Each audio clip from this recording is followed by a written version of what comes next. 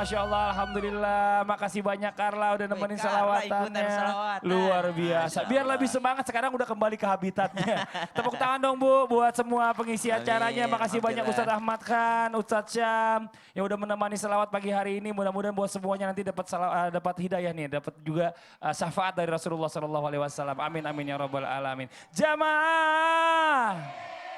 Oh jamaah. Alhamdulillah. Buat jamaah yang di rumah yang baru bergabung, kita ingatkan lagi ya, tema kita pagi hari ini adalah move on menuju Allah. Apa Bu? Move on menuju Allah. Dengan bintang tamu yang menemani kita di studio ada Ramita Nasution sebelah kiri saya. Tepuk tangan dong buat bintang tamu kita. Nah ini zaman sekarang nih anak-anak muda nih ya. Mungkin ada yang udah hijrah, ada yang move on, ada yang belum. Ada yang mikir masih muda entar-entar aja deh ya. Kan masih panjang umurnya. Siapa bilang, kita nggak pernah tahu. Tua muda mati ya Bu ya. Yang masih muda bisa mati, yang udah tua pasti ya Bu ya. Yang udah tua mau ngapain lagi katanya Bu ya. Tapi mudah-mudahan panjang umur semuanya nih. Nah zaman sekarang ini nih ya, orang yang memutuskan untuk hijrah di zaman milenial sangat luar biasa. Sebenarnya aksesnya udah mudah nih. Dari media elektronik ada, media televisi ada ya Bu ya, radio ada, media cetak ada, sampai ke dunia maya juga ada. Nah tapi yang jadi pertanyaan nih, apakah dakwah kreatif melalui dunia maya yang dilakukan oleh anak-anak milenial zaman sekarang ini ya, memiliki pahala yang sama seperti dakwah yang dilakukan oleh Nabi Muhammad serta para sahabatnya terdahulu. Yuk kita minta penjelasannya dari guru kita yang berikutnya, ada Ustadz Ahmad Khan. Mohon izin waktunya, silakan Ustadz. Tepuk tangan buat Ustadz Ahmad Khan. Assalamualaikum warahmatullahi wabarakatuh.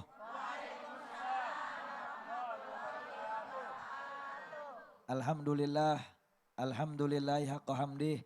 Wassalatu wassalamu ala ashrafi khalqih Sayyidina wa nabiyina wa habibina wa maulana Muhammadin wa ala alihi wa sahbihi min ba'dih amma ba'd. Jamaah Islam itu indah yang dirahmati oleh Allah Subhanahu wa taala. Bicara masalah dakwah, dari zaman baginda Rasul Nabi Muhammad sallallahu alaihi wasallam, Rasul selalu menganjurkan kita untuk berdakwah, menyampaikan kebaikan. Karena sesungguhnya tidak ada pekerjaan yang lebih mulia dan lebih utama melebihi daripada mengajak seseorang untuk mengenal Allah dan Rasulnya Nabi Muhammad SAW.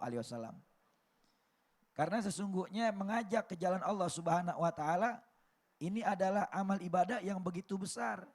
Yang Allah Subhanahu wa taala janjikan pahala bagi orang yang mengajak kepada kebaikan, pahala yang tidak terhitung jumlah balasannya dari Allah Subhanahu wa taala. Di zaman sekarang kalau kita lihat Bu, yang namanya media sosial ini sangat luar biasa pengaruhnya. Bukan hanya di dalam urusan dakwah tetapi di dalam urusan kehidupan sehari-hari. Jangankan anak muda milenial, nenek-nenek sekarang main media sosial ya Bu ya. Ada nenek-nenek yang saban hari kerjanya ngisi kuota ya. Masak, update status di Facebook, ada yang di WhatsApp, ada yang di Instagram, dikit-dikit Instastory, ya. Kadang-kadang yang muda kagak ngerti, yang tua malah lebih pandai. Ya Bu, nenek-nenek milenial, ya nggak mau kalah sama anak-anak muda milenial. Lalu kemudian dakwah lewat media, ya ini adalah sesuatu yang sangat dianjurkan karena menjadi satu majal dakwah yang lebih luas sifatnya. Di zaman baginda Rasul Nabi Muhammad SAW berdakwah mungkin sulit. Kenapa? Karena perjuangannya begitu dahsyat. Belum lagi ya karena tidak adanya perkembangan di dalam media cetak, elektronik dan lain sebagainya seperti di zaman sekarang. Maka gunakan alat yang Allah ciptakan ini sebagai media untuk memperoleh pahala yang besar di sisi Allah Subhanahu wa taala. Dengan kita menyebarkan kebaikan, dengan kita menuntut ilmu, dengan kita berdakwah, ya, dengan kita menyampaikan hal-hal yang baik dan yang manfaat, maka ini akan beroleh pahala yang besar dari Allah Subhanahu wa taala. Di dalam satu buah hadis yang datang daripada sahabat Sa'al bin Sa'ad, yang mana Rasulullah bersabda kepada Sayyidina Ali bin Abi Thalib radhiyallahu anhu, kata Rasulullah sallallahu alaihi wasallam, "Fawallahi la an yahdiya bika rajulan wahidan khairun laka min humurin na'am."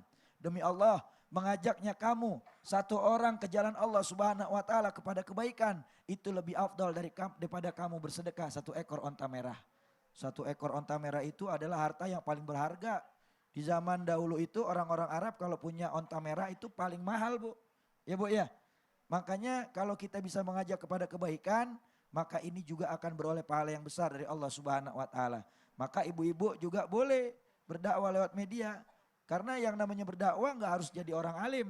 Yang penting catatannya harus berdasarkan dengan ilmu. Tidak boleh berfatwa tanpa didasari dengan ilmu. Karena kalau berfatwa tidak didasari dengan ilmu, maka bisa menyesatkan dan juga bisa menyesatkan semuanya. Dirinya sesat dan menyesatkan orang lain. Nah tapi ini Masya Allah, Alhamdulillah dengan perkembangan zaman ini berarti kesempatan kita untuk mendapatkan pahala lebih banyak juga luar biasa ya Ustadz ya. Karena sekarang kalau kita bicara masalah tentang di sosial media atau mungkin di media elektronik seperti kita ini. Yang nonton ini jutaan orang langsung, ini Masya Allah.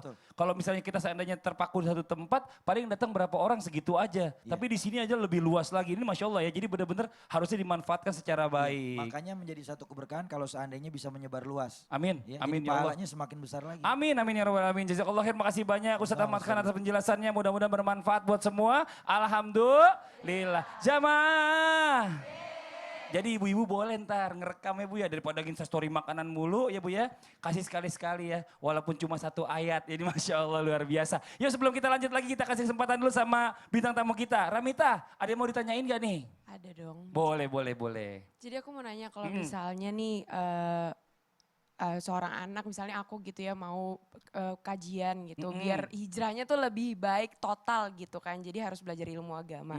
Tapi sama orang tuanya kayak nggak usah pengajian deh gitu kan. Dilarang untuk datang ke pengajian atau enggak misalnya hijrahnya biasa-biasa aja deh kan ada yang kayak gitu juga. Nah di satu sisi kan emang sebagai anak wajib mentaati orang tua. Tapi di satu sisi menuntut ilmu agama juga wajib. Betul. Jadi yang harus aku prioritaskan yang mana yang nih? lebih prioritaskan? Orang tua atau nuntut agama nih gitu ya? Ya coba deh dari orang tua dulu yang jawab nih. Dari langsung Umi yang jawab ya, silakan Umi punten. Ya, Bismillahirrahmanirrahim. Tentu saja keduanya tidak bisa diabaikan. Ketika Mita menuntut ilmu kemudian orang tua melarang ataupun mungkin saya rasa sih kalau beliau memang paham dengan agama tidak akan sekaligus melarang. Hanya saja mungkin memberikan arahan atau mungkin contohnya jangan terlalu kenceng. Ya, tidak terlalu kenceng tapi tetap sikap Mita kepada orang tua tetap menghormati. Tadi dikatakan oleh Abi Maki wakulli kaulan karimah, tetap mengatakan dengan baik-baik. Insya Allah walaupun bagaimanapun kewajiban Mita kepada orang tua menghormati beliau dan punten untuk semua ibu-ibu yang ada di sini. Berbahagialah kepada untuk anak-anak yang sudah mulai hijrah karena sesungguhnya mereka yang menjadikan mereka mengangkat orang tuanya ke surga dan mereka mempunyai usia kedua untuk orang tuanya. Masya Allah. Itu dari jawaban ibu, jawaban dari bapaknya, dari Abi silakan. Ya, Bismillahirrahmanirrahim, menyambung saja. Biasa saya mah selalu nyambung kalau dari Umi itu gitu ya. Jadi bisa saja yang memang harusnya izin sama ngaji gitu ya. Tapi kadang-kadang izin tidak agak sulit gitu. Kita bisa izin secara umum aja. Kalau misalnya belum menerima gitu ya setelah diperhatikan. Ini pentingnya ilmu, saya ini ingin menjadi anak yang berbakti kepada orang tua loh. Saya ingin begini, ajarkan terus sampaikan dengan pelan-pelan. Tapi kalau misalnya kekeh juga bisa izin secara umum. Misalnya mah saya mau main ke rumah teman ya, kan sama ke rumah teman cuma ngaji gitu. Tapi nanti saya mau mampir ke masjid ya, begitu ya. Kadang-kadang kalau di kantor aja kalau izin, bos saya mau sholat dulu, jangan. Tapi kalau bos saya mau ke belakang, dikasih izin kalau ke belakang. Padahal masjidnya di belakang juga gitu. Jadi bahasanya harus diatur aja, Wallahualam. Masya Allah, tapi kalau bisa kalau seandainya nggak dikasih juga ajak aja ya ibunya. Ayo kalau gitu mama ikut aja nanti biar lihat. Siapa tahu mungkin dia dengan ikut, besok-besok dia yang ngajakin deh ya kan. Ini Masya Allah Mita, makasih banyak atas pertanyaannya, bagus banget nih. Mudah-mudahan bermanfaat buat semua. Alhamdulillah. Jamaah. Kita lanjut lagi nih, yang namanya orang tua wajar ya kalau seandainya khawatir sama anaknya. Bener gak Bu? Ibu suka khawatir gak Bu sama anak Bu? Suka ya, karena yang namanya orang tua itu nggak mau yang namanya anaknya salah jalan, pengennya yang baik-baik aja. Nah seperti apa sih bentuk dukungan yang bisa diberikan para orang tua kepada anaknya untuk menuntut ilmu nih ya. Apalagi di zaman milenial ini, anak-anak kalau bisa diarahkan dari masih muda udah bisa move on dan memilih jalan hijrah untuk dekat kepada Allah. Dan orang tuanya juga nggak boleh seuzon. Yuk kita minta penjelasan dari guru kita nih. Umi Maki mohon izin punten waktunya, tepuk tangan dong buat Umi. Bismillahirrahmanirrahim. Assalamualaikum warahmatullahi wabarakatuh. Alhamdulillahirabbil alamin. Allahumma sholli ala Muhammad wa ala ali Muhammad. Pemirsa yang dirahmati Allah, Bagaimana ketika anak ingin berhijrah atau akan berhijrah, bagaimana dukungan orang tua untuk anak-anaknya? Yang pertama tentu yang harus dilakukan oleh orang tua selalu bangga, ya. Selalu tumbuhkan rasa bangga di dalam diri orang tua yang punya anak mau berhijrah. Selalu bangga atas apapun yang anak lakukan, tentunya yang bernilai positif, ya. Yang bernilai positif bangga. Jangan pernah mematahkan semangatnya. Karena apa? Ketika kita mematahkan semangatnya, dia akan kembali ke jalan yang lama kemungkinan. Misalnya punten, kadang-kadang nih orang tua, tidak sedikit di antara mereka misalnya punten, mah ketika dia memberitahukan kepada orang tua ilmu yang dia dapat dari jalan hijrahnya punten misalnya, mah ternyata ya minum itu nggak boleh loh mas sambil berdiri. Tahu nggak? Kadang-kadang ada orang tua ketika melihat anak yang sebelumnya kurang akhlaknya kurang, jawabannya apa? Kamu kemana aja? Kemarin-kemarin ini udah lama mama tahu. Nah seperti itu, hati-hati ketika anak sudah memberikan sesuatu ilmu kepada orang tuanya, jangan sekali-kali mematahkan. Tidak mematahkan tetapi apa? Tetapi memuji. Kemudian selanjutnya apa yang harus dilakukan? Setelah itu fasilitasi anak untuk berhijrah. Fasilitasi anak untuk move on kemana? Move on ke jalan Allah tentunya. Misalnya punten, dari yang mulai anaknya awalnya ketika dia mau hijrah, dia belum berhijab.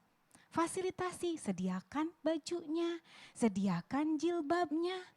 Setelah itu apa? Misalnya apa nih yang harus dibaca? Sediakan bukunya, sediakan ilmu-ilmu yang menunjang.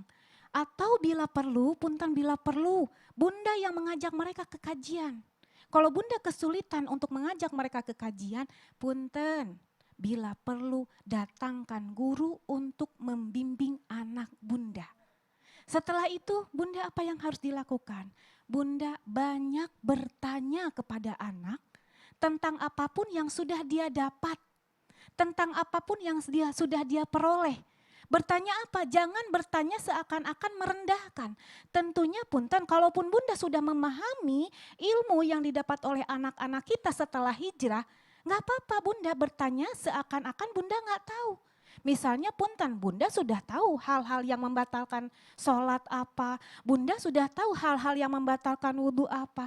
Nggak apa-apa bunda tanya kepada mereka. Misalnya punten, kalau mama bersentuhan sama papa kayak begini batal nggak? Kayak begitu, padahal bunda misalnya sudah tahu, nggak apa-apa ditanyakan. Karena apa? Dengan begitu anak merasa dihargai, anak merasa diperlukan. Setelah itu apa yang harus dilakukan? Insyad, apa itu insyad? Insyad itu mendengarkan, memperhatikan apapun yang dikeluhkan, apapun yang diceritakan oleh anak kepada kita didengarkan. Bahkan subhanallah, Rasulullah SAW ketika anak-anaknya, siapapun ketika contohlah Siti Fatimah. Ketika Siti Fatimah mengadu kepada Rasulullah, Rasulullah selalu memegang tangannya bahkan mengelus-ngelus.